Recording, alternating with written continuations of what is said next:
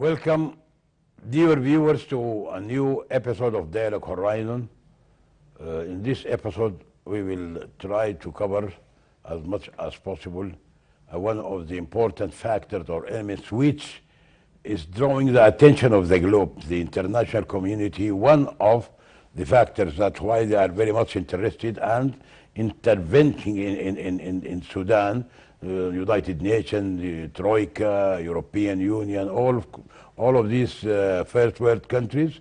One of the factors that draws the attention to Sudan is the abundance and vast resources, natural resources, in the different fields, in agriculture, in the water, in the mining, whatever, and livestock. Sudan is very rich in these items, and people are talking about some acute scarcity will occur in the world in the coming few years because of the explosion of the human population in the globe. So the growing number of inhabitants in the globe is not definitely not coping and will not cope with the available resources. So that is why people are drawing the attention, putting Sudan as one of the countries which could solve or help in circumventing any imminent threat to humanity by famine. So that's why I'm glad to host in this episode two of our distinguished economists. They came in this program different time, many times, but anyhow, I'm very happy to speak with these two gentlemen specifically about this element of the resources. First, I have Dr. Sammani Hanoun. Sammani Hanoun is also known to us and known to the viewers. He's an economist and financing management and different parts, and he worked in different parts or universities as a freelancer in different universities here in Khartoum. Also, we have our friend Dr. Yasser Al-Abeid. Yasser Al-Abeid, also I always introduce him as one of the distinguished economists in the country because he contributed and he is contributing a lot in Sudan. Not only this, but also he worked in similar environments in different parts of Africa, in different institutions, in the world institutions. That's why both of you are here. You are most welcome. And we'll try to cover this topic, very important. Okay, we start by Dr. Sammani Hanoun. Dr. Sammani Hanoun, I think you have also some engagement in the recent engagement in one of these resources, like the agriculture, for example, and the industrial, the conversion of the agriculture, some of the agricultural products to the industry, like cotton, like oil seeds, like name it, many. So, as I said, Sudan is full of natural resources. Not only this, but it is not what is being utilized is just a minimum, very few percent, very minor percentage of the available. Can you tell us in broad lines about such resources and to what extent are they exploited and used in the economy of the country?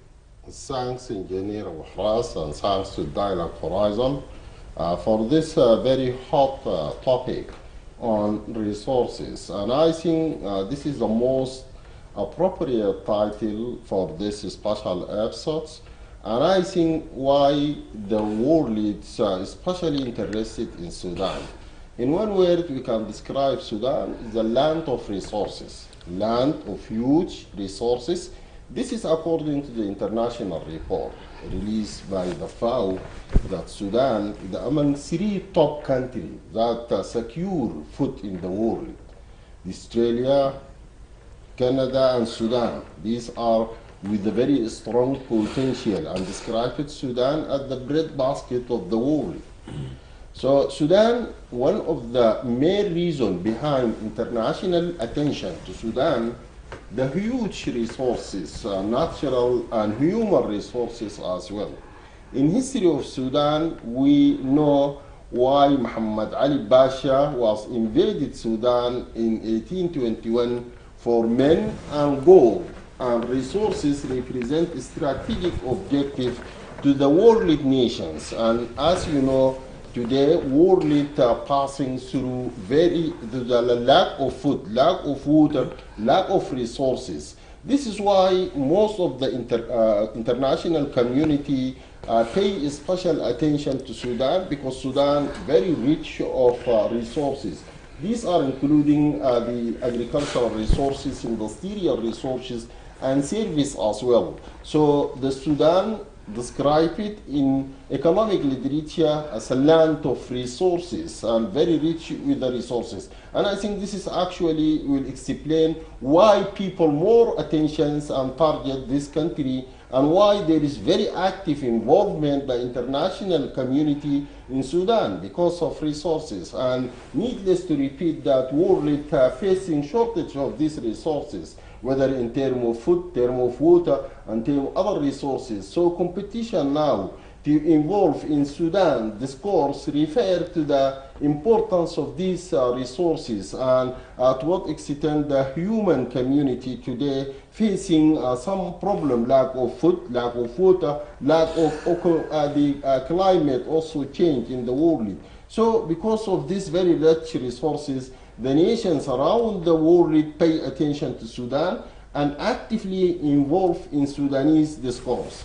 Now I think one of the main reasons behind the heavy involvement of international community in Sudanese discourse, the rich resources available, and every party would like to take the share of pie, like what is happening today when people block the street of the north to the neighboring country. You will find what happened actually. It is a very amazing result that most of the countries even start to smuggle these resources outside.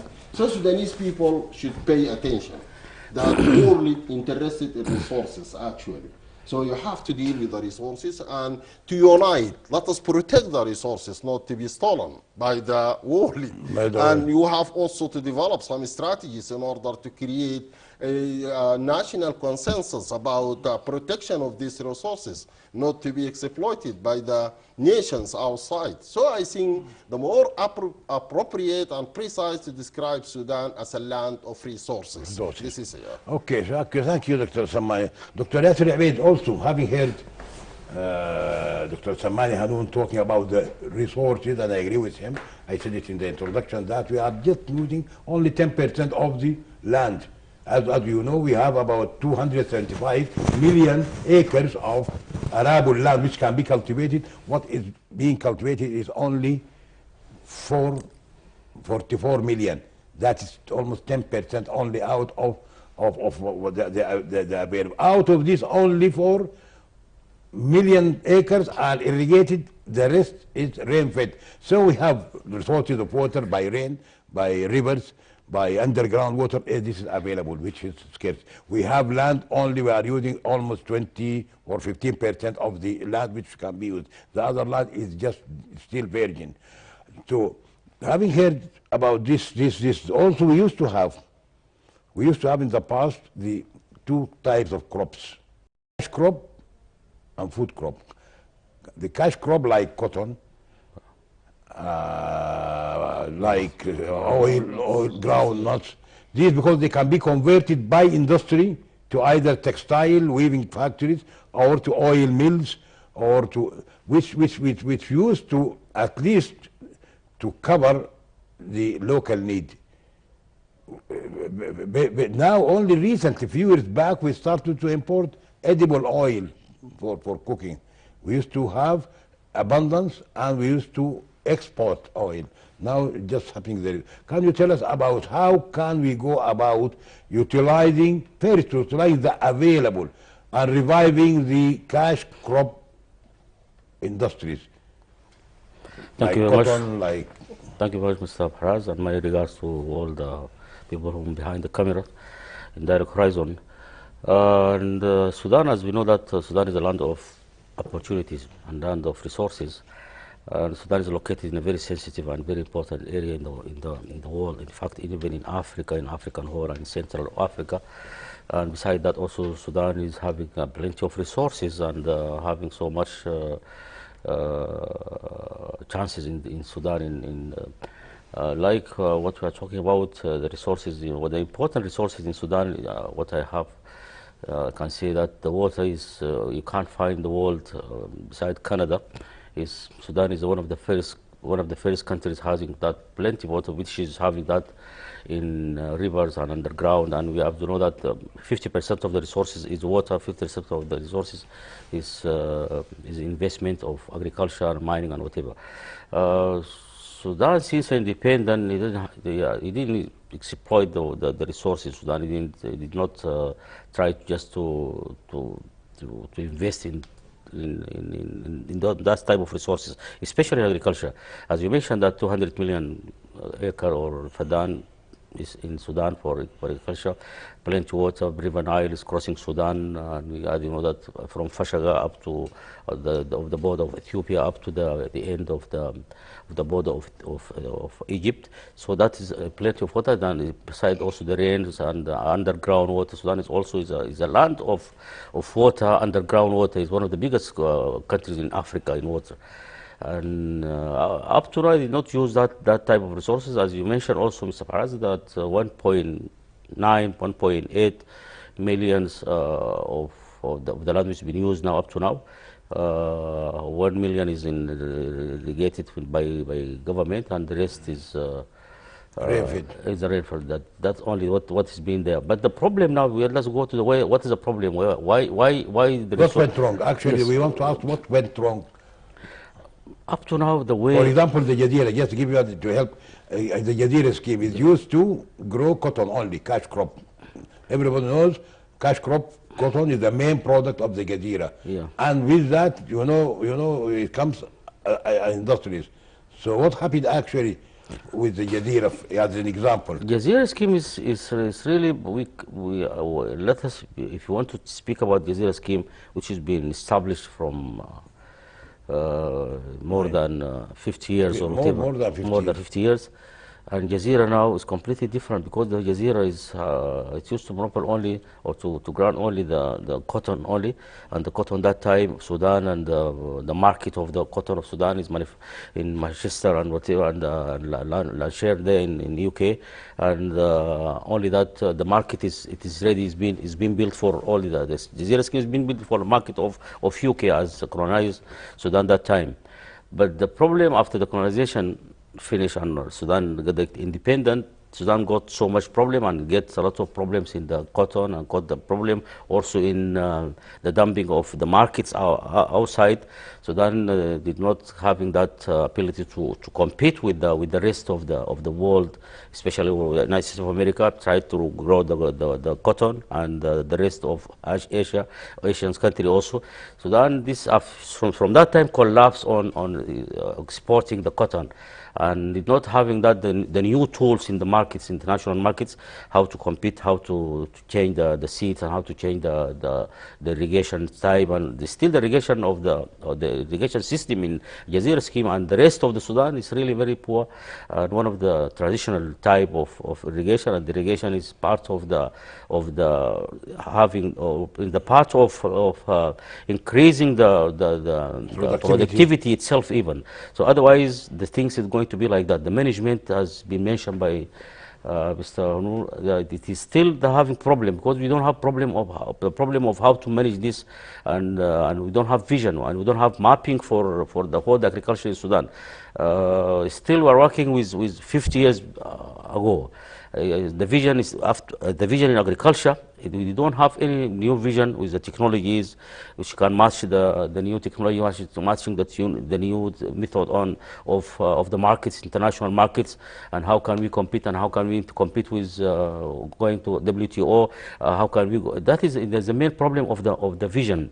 We don't have a strategic on that. That is why still we are working with the vision of of 1950s, 1940s, that time. Up to now, we don't have a vision from agriculture sectors, from Minister of Agriculture, or from all the decision makers since the independence of all the governments. No vision up to now, and still the problem is going to be there if we are not going to change all the tools of the agriculture and the resources, starting from oil and the seeds itself now. One of the biggest war in the world in agriculture, the seeds, which is now we are importing the seeds from Europe. We are importing the seeds from Europe. We are importing the seeds from there, and we don't have that labs inside Sudan can grow that type of seeds. And how can we develop the seeds? And how can we develop? And the seed itself became one of the costliest side of the agriculture, in fact, by the way, in the world. If you don't manufacturing the seeds, or having that laboratories, or having labs, or have research teams can do that, you will never compete even with the neighboring country. That is another point. And the rest, even the market itself, even you have to work for the markets. For the cash crop, if you don't know the market and all the secrets of the market and the tools of the market, you will never compete with the world, especially in agriculture.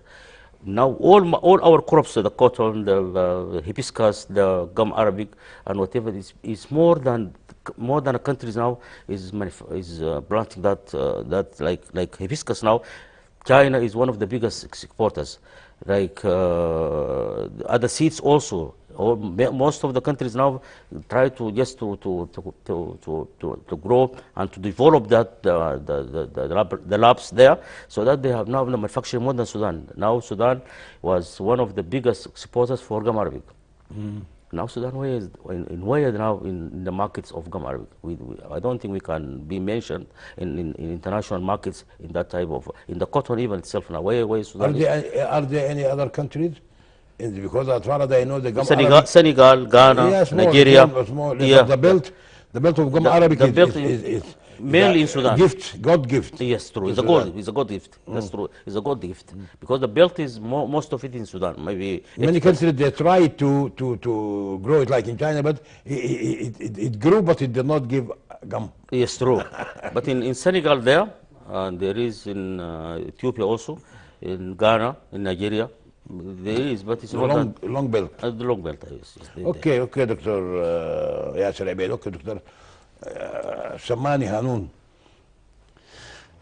We cannot move in this episode without touching the issue of the Gadira scheme. The Gadira scheme is used to be the main cotton production, which is a cash product of the country, and as I mentioned, what do you think that the introduction of the wheat to the Gadira, which was for quite a long time, all researchers, they are not for wheat to be maybe in the north, far north in Sudan, and it proved to be good.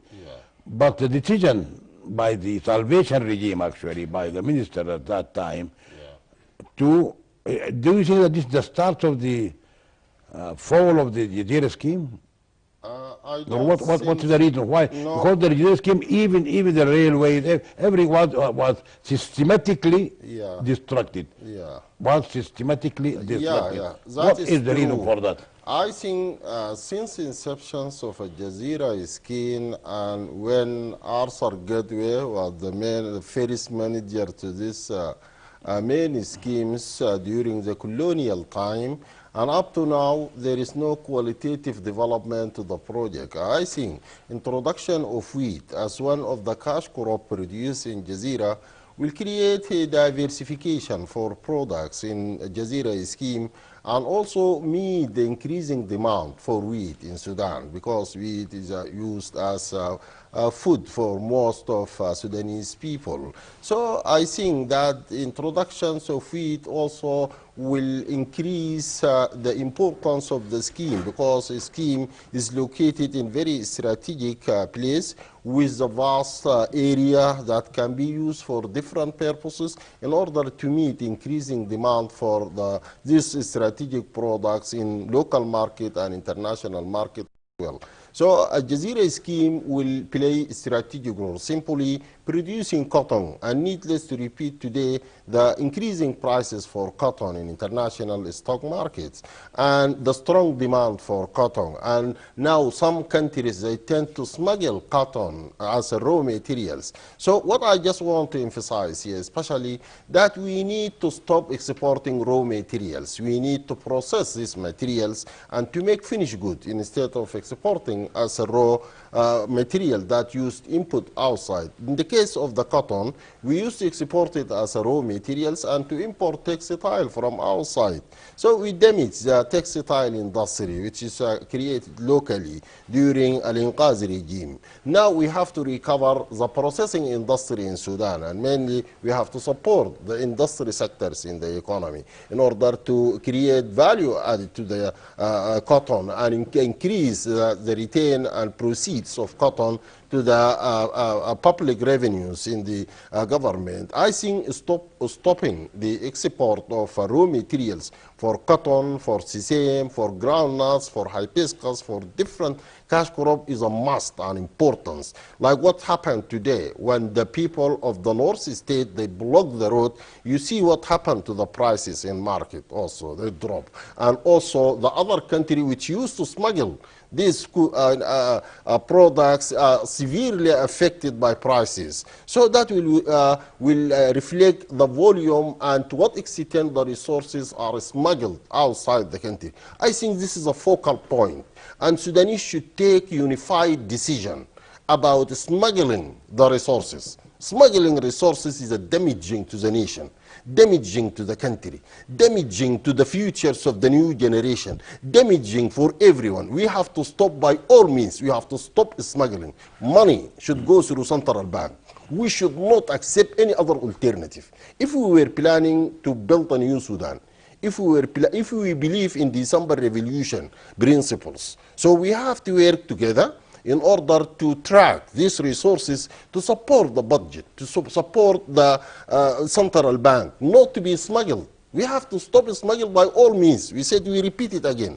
Smuggling is damaging to the economy, especially the resources. Yeah, we have to stop it. And even the UN should support Sudanese people in order to control the smuggling. Smuggling is the absolute or integral part of the corruption in the state. So we have to stop by all means in order to back the national budget, in order to lag. This is a very poor country. Although it is a very rich country with resources, but we have the poorest people in the world. UN should support our nations in order to get out of this very vicious circle. This is very good. Yeah. This is very good, Dr. Sammani and Dr. Yasser. Also, you have having talked about the smuggling. Actually, I agree with you. I think you agree the with smuggling him. is the problem. Can you tell us, elaborate on this, the smuggling, the effect in the economy of any country? A country like Sudan with the vast borders with 7 countries. According to me, the smuggling is the issue of the policies. The poor policies in the country, the poor policies in the sectors, the poor policies in the government. That is what is affecting the economy by smuggling. Smuggling is very old issue. It's not after the gold it became very clear. Before the gold was in the gum Arabic, as we know that a lot of countries now in the international markets exchange appear as one of the biggest exporters. And Sudan, as we know that, producing 85% of the, not exporting, producing 85%. We have to look for this. We have to go to all these markets, exchange market. We have to ban these markets. Government should ban this market by law, by international law. From where are they brought this gum Arabic? Sudan gold, it is in the international markets, international exchange market, international. From where it's been sold and it's been how it's been goes to other countries without permission of the central bank, without permission of Minister of Finance, without permission of official banks and our trade banks. How did it reach to all these markets? So the problem of that, the policy of the government, this is why people try just to go to smuggle this product and goods. Even the rest of the crops, even in Sudan, also goes by smuggling. So smuggling is a very real threat to the country. It's Okay, one of the Dr. big Yasser Abid, let us continue also on this issue because of the smuggling, also livestock. Yeah, let me just to add one fact Okay. that the international community and supported the smuggling of resources. When we are talking about the resources, why these people are poor? Why the Sudanese people are always asking for support from international resources?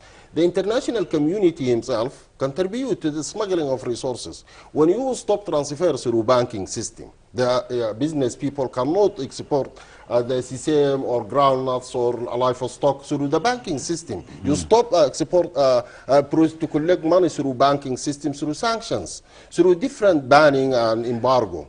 That played by the international community.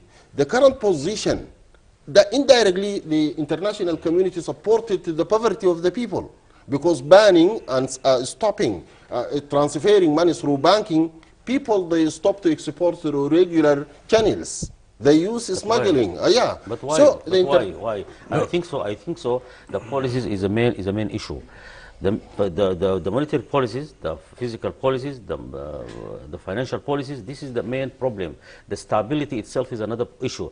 The sanction was that time, it's one of the biggest issues. This is why people try just to cheat the government and try to go by illegal banking system and by huwalas and by internal transfer money. This is why the government is just watching the transaction and do nothing. That's the problem of the policies itself. It is if you have a strong policy in gold, I don't think nobody can. You have stability in selling and buying. You have confidence even in your financial institution. That's the main problem also. People doesn't have any trust in our financial institution, doesn't have confidence in that, and this is one of the main issue. If you want to do any type of reforms, that issue, it is very important. You have to put it there. Okay, I want you to continue on this. My question, this coming question it's part of what we were talking about for both of you. Now I remember something very important about the livestock. Livestock, like cows, like camels. Yes. They go by road. They go as something very big to other countries. The neighboring countries. As when we talk about smuggling, we are talking about two ends: the recipient and the transmitting. The recipient, the country also is responsible. If the country which receives the smuggled goods, they have good regulation intact. I give you just example of one country like Saudi Arabia. Saudi Arabia, you have a very tight system. They import beef, they import sheep, they import it from Sudan. Thousands or maybe millions per year goes from Sudan, but under control, restrictions, including the health, including the hygiene, including everything, and nobody talks about smuggling sheep to Saudi Arabia, because Saudi Arabia is helping the country and helping its people by its tight and adherence to regulations. Other countries, I don't want to name them, other countries, they allow for this smuggling. They receive, and this is not even bad for their people, because you never know about the hygiene, the health of the sheep, the health of the cow or the camel. So do you agree with me that it has to be something bilateral? I agree with this you. This is also for you also. Yeah, I think I agree with you. Saudi Arabia is very restricted in all the trade. They also one of the restricted country in the world. One of the restricted countries in the world. They cannot allow to smuggling. They cannot allow whatever. So they can't allow that type of illegal transactions. It is very restrict on that transaction of money, because as you know that money around the world is being monitored by the international community and by international institution in how to transact money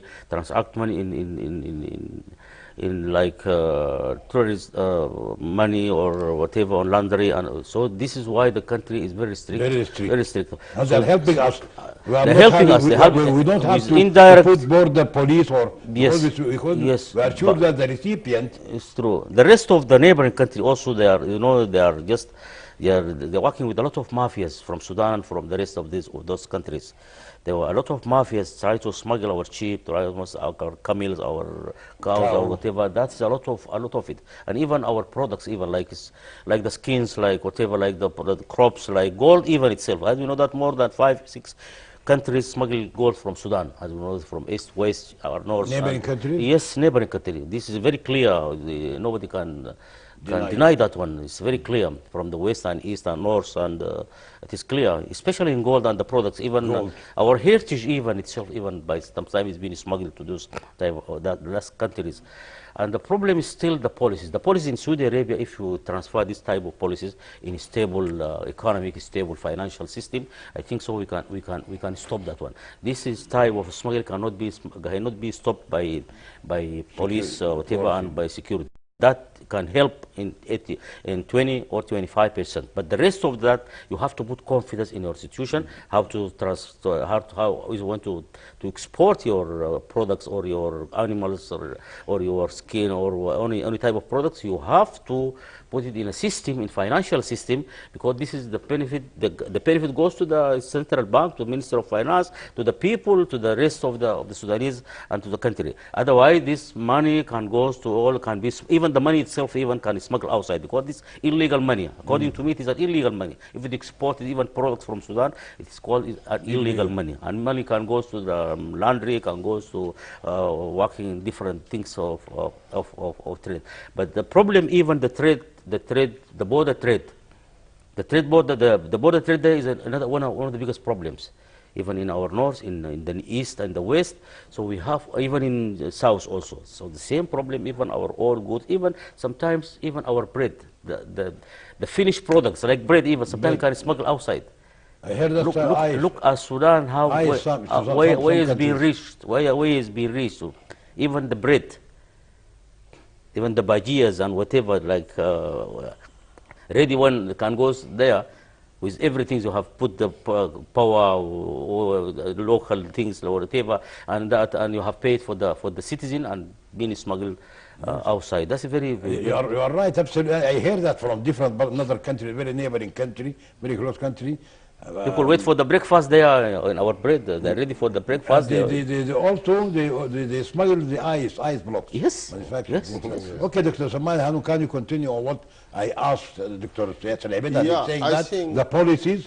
policies. Yes, and he agreed with me that the Ethiopian country, if they have policies, they have regulations. This will never accept it. Yeah, I think that Saudi Arabia especially follow the official procedures through the intended ministries, like Ministry of Livestock and Animal Resources, the Central Bank. They use the routine channels of exporting these livestock to Saudi Arabia. This is why ensure that proceeds from Saudi Arabia go through central banks. Yes. But actually what happened with other neighboring country, these country do not go through these official channels. They sign agreement with other institutions outside what we call, that are part of the parallel economy. So that actually what happens. This is the reasons of distortions. The people sign with the institution in parallel economy, not in the official economy. So when they export livestock to these countries, to the neighboring country, they fail to retain the proceeds to the central bank because simply they don't have export form through banks. They export directly through trucks, through routes, through different means. That creates a big problem even to the exporter. Finally, they cannot inject their money to economy. They cannot retain this money because they don't have for export. So following the procedures and using the routine procedures that will ensure for both parties. This is what we used to repeat, that we have to retain all these institution to the Ministry of Commerce. Ministry of Commerce should supervise these institutions, especially the livestock companies, which is incepted in early 70s and well-known company in Sudan, a joint stock company. So they are recovering these companies will contribute to the national economy, like what's happening today.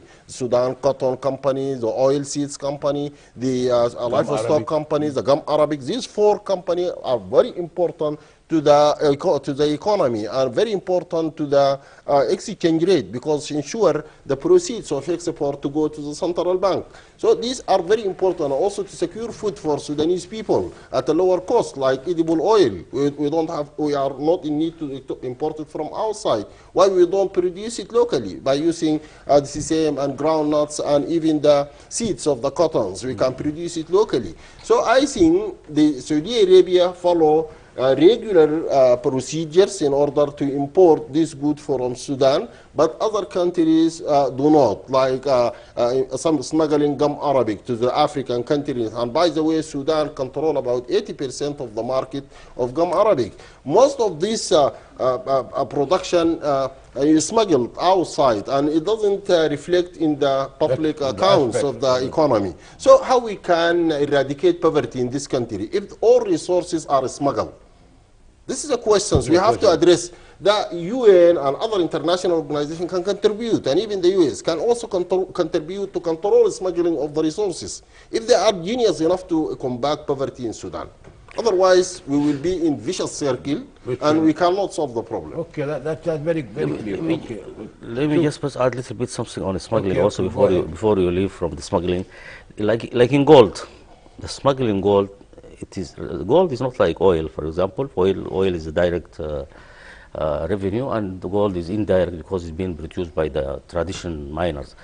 When we speak about the Minister of Mining, say that we are producing 150 or 200 tons in the year, we have to be very strict on that figure. From where the production where, and who is the producers, and who is producing, and who is buying, and who is selling. The process of that should go to the laboratories, the Minister of Mining, in grass, and the stamp even itself, because no country in the world producing gold or producing even diamond itself should be stamped by the country. Why the Minister of the Central Bank should do that one through the refinery. We have to do that. All the producers, they want to export gold, they should be stamped by the refinery. So you have to collect all the golds, to tell them that if you want to export it, if you want to store it, you want to keep it in whatever, you have to stamp it by our stamps. So in the world, if you want to collect all the gold around the world, you can know it. In which exchange? In New York, in London, in Hong Kong, in Dubai. Like now we are exporting to UAE most of our gold before at the time of the sanctions. Now even most of it goes different type of country in the world. Different challenges. Different challenges. Now they have another challenge. So that type of we have to at least part of the policies. You have to have a labs. You have to have the.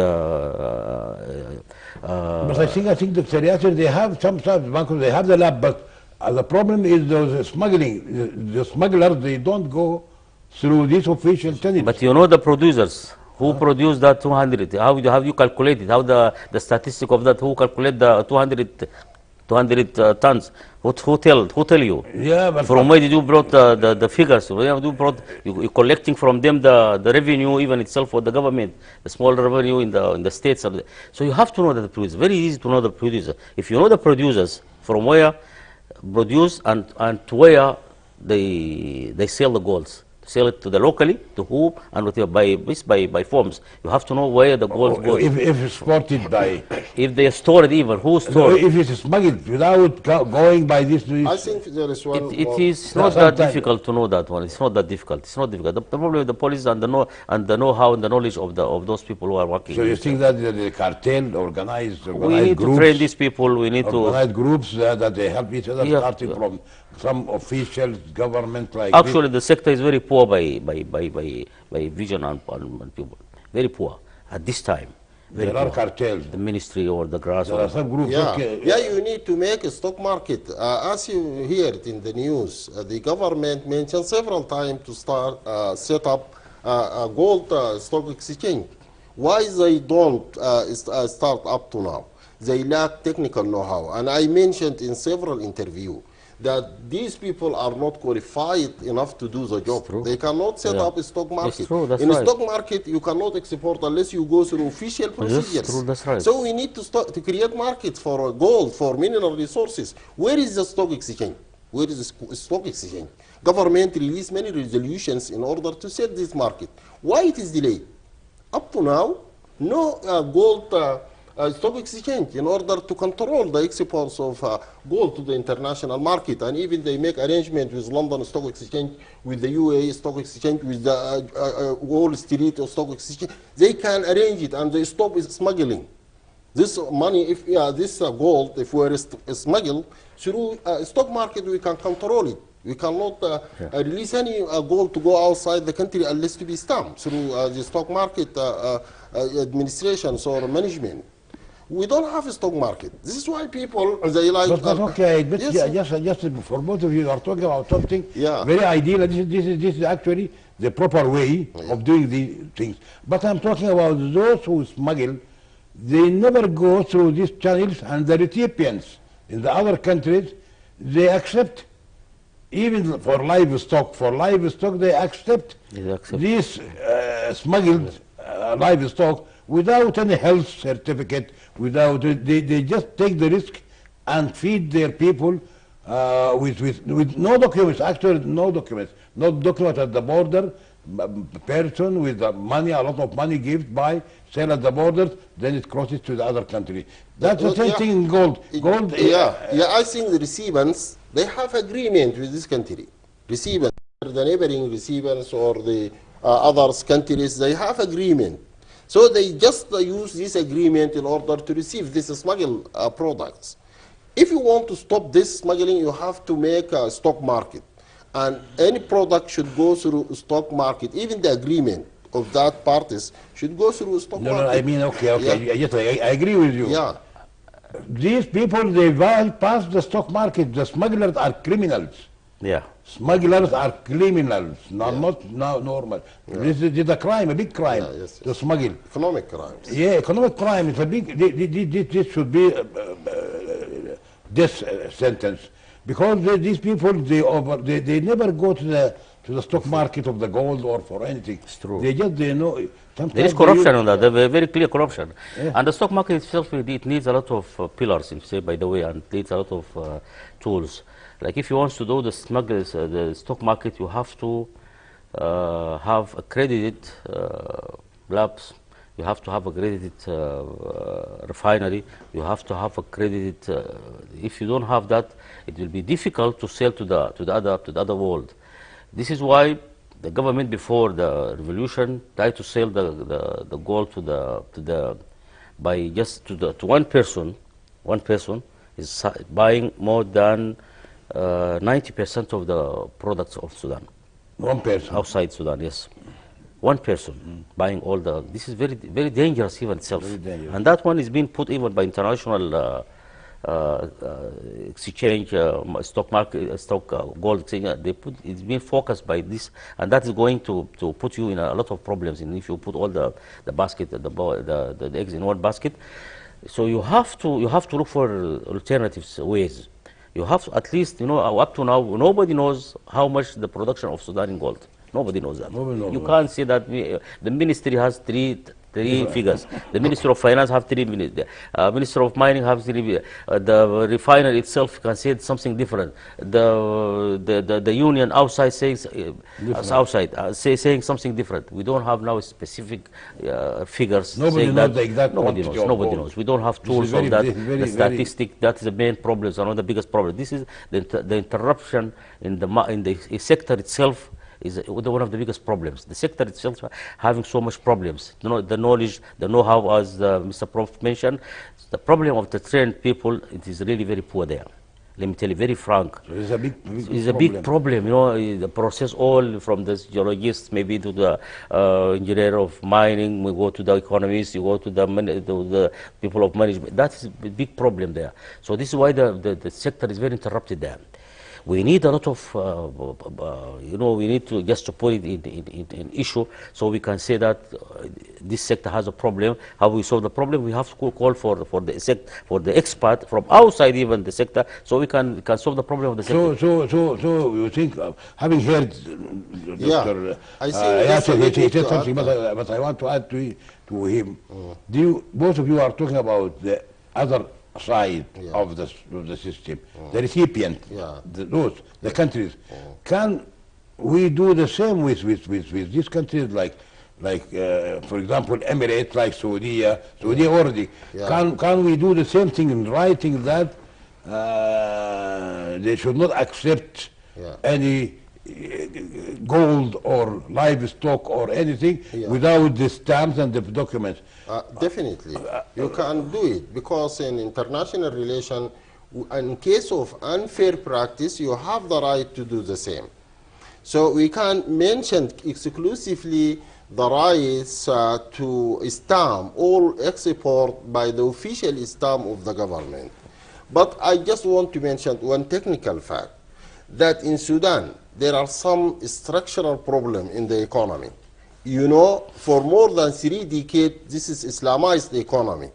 In Islamized economy, they don't believe in a stock market. They have fatwa. Still, the government working according to the fatwa. What emphasizes my argument that even central bank will release the dual banking system, the banker refused to open non-Islamic banking. Up to now, no single bank in Sudan open conventional window for banking, because this is ideology. You cannot reform the economy in their fanatic ideologies like this. For Islamic reason, these people will not encourage to create a stock market. When I expect to them, in the economy, we need some financial market like commodity market, securities market, like Morix market, like derivatives markets, like options, forward, and futures contracts. We need, especially in agricultural sector, we need contracts in order to ensure production and to control inflation in the economy. These call it the risk tools in macroeconomy. We use derivatives. We use option, futures, swaps, contracts in order to control the market. These people refuse. They say, no, in Islam, we cannot establish this market. This is the core problem here. You cannot establish a single market. Even you stay for 10 years in the future, you will not stand market in this country. Because simply, it is ideologized problem. Yeah, now banks, still now, all banks in Sudan refuse to open conventional bank. Go and check any bank in Sudan. Also, the central bank governors make a very clear resolution that you have to make dual banking system. They refuse. Okay. Dr. Yasser, what this is a very, very serious question about the dual system that people, the banks are not, they have the option, but they are not willing. But I think so the dual system of banking system up to now, nobody in the central bank of Ministry of Finance has present the vision of the study of that type of how it's going to be the operation of it. It's going to be very difficult if you are not having the proper plan. The plan should go very clear to the banking system, and you put the system, you put whatever from central bank, it has to distribute it to the whole central bank as is responsible from the central bank as responsible from the rest of the banks. The market, I think so. I didn't hear about that. Maybe the market can if you have all the pillars, you have all the tools of the exchange market, stock exchange market, can be issued in Sudan, you can make it very easy. I don't think that's something difficult. But the problem now, we don't have, as I said, that you have accredited labs, you don't have accredited refineries, you don't have a banking system can go around the world. Up to now, we're still in embargo, we're still in instructions. We have a problem of our correspondents outside. You cannot now transfer the money easily to the rest of the world. That's the main problem now. So if you have a stock chain, you have to have a banking system which is connected with the world, with the international financial system. You have to emerge in the international system. Up to now, we did not emerge in the international system. We did not integrate in the international banking system. Up to now, we're still local. We're still working through the other banks. We think through the bank in Gulf, in Saudi Arabia, in Emirates. Up to now, we don't have independent banking system. Up to now. That's one of the main issue in the stock exchange market. Okay. Now I have Without it, you can't do I it. have my last question. 1 minute for both each one. It was a very important small thing, which is included this in the livestock resorts. We used to have tanneries for the hide, for the skin, and we used to prepare it almost semi-finished, and they used to have some leather tech industry here. Why this disappeared? Why the tanneries? We used to have 4 big tanneries. Government is true. Yeah, government, yeah. What can you tell us, both of you? Yeah, I think there is methodized a system to destroy the economy. You know, in the history of Sudan, there are so many tanneries that used to prepare or process the leather for export and to prepare according to the international standard. Most of them were damaged during Al-Inqaz regime, during a privatization system. So now in order to recover this processing industry, beside the food processing industries and other processing industry, in order to increase value added to the products in market, it is very important for government to stop exporting raw materials very strictly.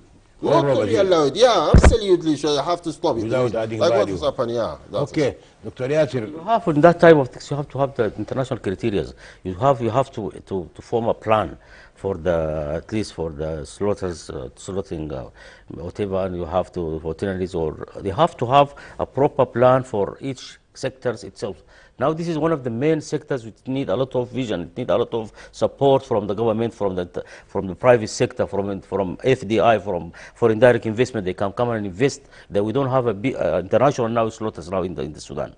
We don't have that one. So we need to have a lot of biggest one criteria with international criteria, which with international can emerge with international community. How are you going to export to the international? Now in neighboring country, they have more advanced one than us. Now we are a biggest producer in Africa, by the way, in the skin and whatever. So we have to have that, and that one can even make a lot of revenue by. It will also carry the industrial skin. We used to have the Bata. You remember Bata factory? Yeah, Bata. The biggest Bata, one of the biggest. One of the biggest. Bata is working in Kenya and Uganda, Tanzania now. It's one of the biggest companies. Bata is the multinational company. And all the local, even Ethiopia now is having very big investment in that type of skin. And, we lost this. Yeah, exporting raw materials like livestock, for example, live, sheep, goat. You will also sacrifice the leather to be used. So stopping the gateway for reform to stop any raw material. Yes. Stop any raw material. It's the same, groundnuts, livestock, sheep, goat. Even gold itself, even gold. Even gold. Then people will try to process it. Yeah. Process it. Yeah, look. Well, they are forced to go to industry. Yeah. They will do it. Yes, definitely. So that you will smuggling gold through the manufacturing. On the manufacturing there outside in India, and bringing again, and bringing this half is outside and half is coming back to Sudan. And the rest of it is smuggled by official. That's by official documents, by the way. Smuggled by official documents. This is very tricky. Okay, thank you, dear viewers, for being with us in the last hour about the resources of Sudan, the vast resources of Sudan, and the reasons why the tension of the globe is one of the reasons that because of its natural resources. I'm very happy that I had in this episode Dr. Sammani Hanoun and Dr. Yasser Al-Abed. We covered this as much as we could. Time is allowed us, but maybe some other time we'll come and discuss in depth each of these products one by one. Thank you, dear viewers, for being with us in the last hour. Hope to see you next week in another episode of Dialogue Horizon. Bye.